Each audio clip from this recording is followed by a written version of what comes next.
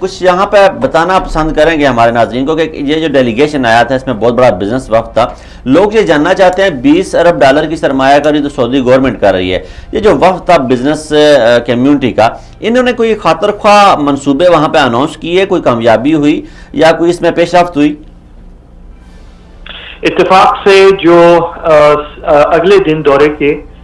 جو ملاقات ہونی تھی, جہاں سعودی وزیر تجارت تھے موجود اور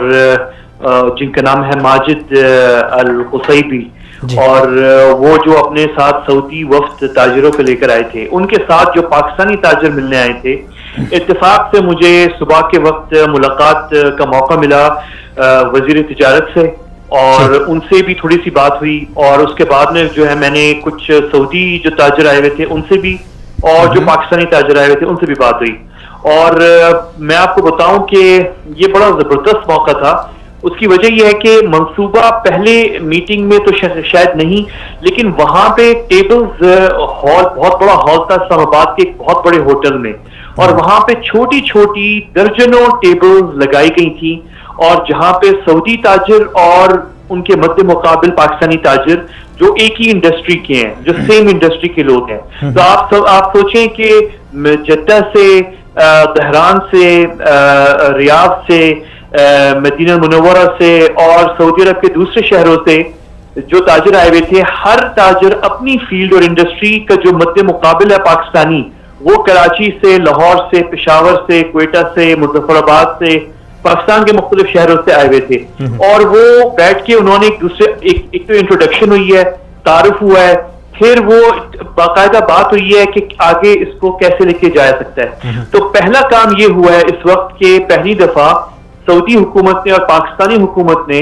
فیسیلیٹیٹ کیا ہے سعودی عرب کے جو بڑے تاجر ہیں اور پاکستان کے جو بڑے تاجر ہیں. یعنی میں آپ کو بتاؤں اس ہال کے اندر کوئی چھوٹے